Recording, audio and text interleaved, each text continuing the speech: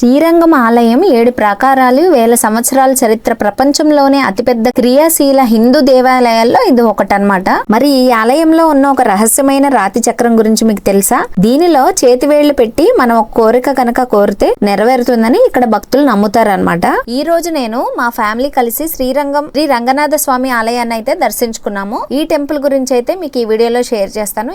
ఇందాక చూపించాను కదా ఈ రాతి శిల్పం గురించి అయితే ఈ వీడియోలో కూడా తెలుసుకుందాము. హాయ్, హలో అండి, అందరికీ నమస్కారం. ఈ రోజు మేము తమిళనాడులోని తిరుచిరాపల్లి దగ్గర ఉన్న శ్రీరంగనాథ స్వామి ఆలయానికి అయితే వచ్చాము. ఈ శ్రీరంగం టెంపుల్ అనేది కావేరీ నది, కొల్లిండం నది మధ్యలో ఉన్న ఒక అద్భుతమైన ద్వీపం అన్నమాట.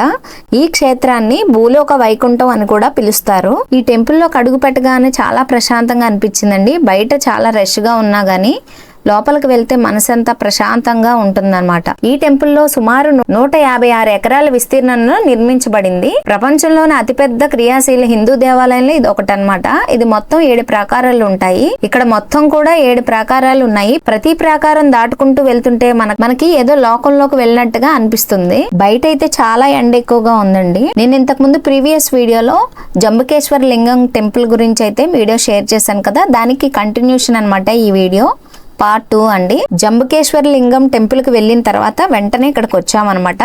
జస్ట్ 2 పక్కనే ఉంటాయి. ఒక 10-15 నిమిషాల్లోనే వెళ్ళిపోవచ్చు అనమాట. మేము ఆటోలోనే వచ్చేసాము. ఆ టెంపుల్ నుంచి జస్ట్ 10 minutes లోనే వచ్చేసాము. కానీ లోపలికి వెళ్లే వరకు కూడా కొంచెం లోన వరకు నడుస్తూ ఉండాలి కదా, సో లైట్ గా లెగ్ పెయిన్స్ అయితే వచ్చినాయి అనమాట నాకు. అసలు ఈ శ్రీరంగనాథ టెంపుల్ ఎలా ఆవిర్భవించింది అనేది వీడియోలో చెప్తాను మీకు. పురాణాల ప్రకారం బ్రహ్మదేవుడు తీవ్ర తపస్సు చేస్తుండగా శ్రీరంగ విమానం రంగనాథ స్వామి విగ్రహంతో కూడిన దివ్య విమానం అనేది ప్రత్యక్షమైందనమాట. మొదట దీన్ని బ్రహ్మదేవుడే పూజించేవారు. తర్వాత సూర్యవంశ రాజు ఇక్షావకు ఈ దివ్య విగ్రహాన్ని అయితే భూమి మీదకి తీసుకువచ్చి అయోధ్యలో ప్రతిష్ఠించాడు. అప్పటి నుంచి కూడా అది ఇక్ష్వాకు వంశానికి కులదైవంగా మారిందనమాట.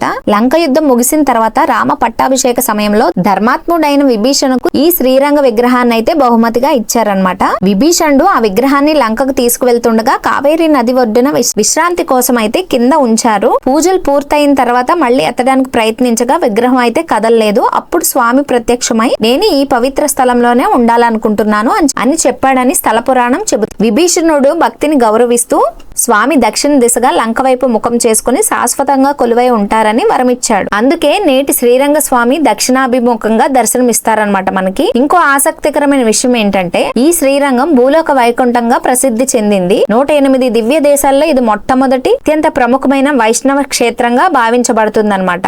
దర్శనం అయితే మాకు కంప్లీట్ అయిపోయిన తర్వాత కాసేపు టెంపుల్లో కూర్చున్నాము. ముఖ్యంగా ఈ టెంపుల్లో స్వామివారు ఆదిశేషునిపై శయనించి రూపంలో దర్శనం ఇస్తారనమాట. ఈ దర్శనం నిజంగా నాకైతే మాటల్లో చెప్పలేనంత ఫీలింగ్ అయితే అనిపించిందండి. చాలా అద్భుతంగా అనిపించింది.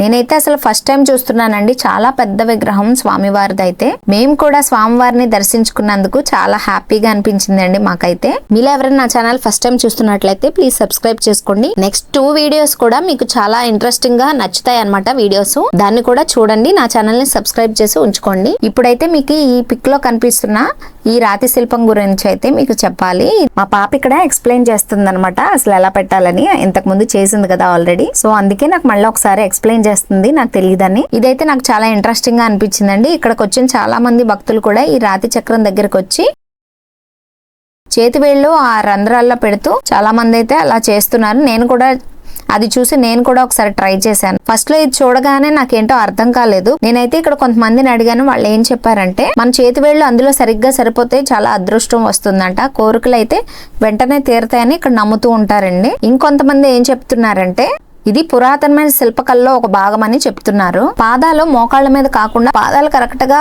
ఆ పాదాల మీద మనం పెట్టుకుని ఆ వేళ్లు కూడా మనకు కరెక్ట్ గా ఫిట్ అయిపోయిన తర్వాత ఒక కోరిక చెప్పుకుని ఆ దేవుడిని చూస్తే మంచిగా, దేవుడిని చూస్తూ ఒక కోరిక చెప్తే కనుక మనకి మంచి జరుగుతుందని ఇక్కడ నమ్ముతారు. అసలు ఈ మధ్య కాలంలో లైఫ్ లో ఎంత బిజీగా ఉన్నా ఇలాంటి పవిత్రమైన ప్రదేశాలకు వస్తే కనుక మన మనసుకి చాలా హ్యాపీగా ఉంటది. అయితే నేను ఇందాక సరిగా చేయలేదని చెప్పేసి మళ్ళీ ఒకసారి నేను చేస్తున్నాను అనమాట. అలా చూస్తే కనుక మనకి అక్కడ కొన్ని ఇన్స్ట్రక్షన్స్ ఉంటాయి అనమాట. మనం అలా ప్లేస్ చేసుకుని హ్యాండ్స్ పాదాలు కరెక్ట్ గా పెట్టుకుని మనం ఇలా వంగుంటే ఆ దేవుడు ఎదురుగా కనిపించాలని అంటూ ఉంటారనమాట. మేము దర్శనం చేసుకున్న తర్వాత 12కే టెంపుల్ క్లోజ్ చేసేస్తారు కదా. సో దర్శనం అయిపోయిన తర్వాత కాసేపు టెంపుల్ లో కూర్చున్నాము. సో మళ్ళీ ఒకసారి ట్రై చేశాను అనమాట. నేను మాక్సిమం చాలా మందికి అయితే కనిపించదు, అది చాలా రేర్ అనమాట.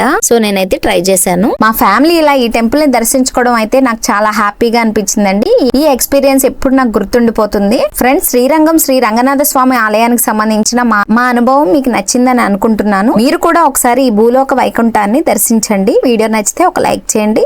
అలానే నా ఛానల్ని సబ్స్క్రైబ్ చేసుకోండి. మీరు కూడా తమిళనాడు వస్తే తప్పకుండా శ్రీ రంగనాథ స్వామి ఆలయాన్ని అయితే దర్శించుకోండి. ఈ టెంపుల్లో మహిమను, ఆధ్యాత్మిక అనుభూతిని మీరు కూడా తప్పకుండా ఆస్వాదిస్తారు. ఇంకా ఈ టెంపుల్ గురించి మీ అనుభవం అయితే నాకు కామెంట్స్ లో చెప్పండి, నేను కూడా తెలుసుకుంటాను. వీడియో నచ్చితే ఒక లైక్ చేయండి. అలానే ఛానల్ని సబ్స్క్రైబ్ చేసుకోండి.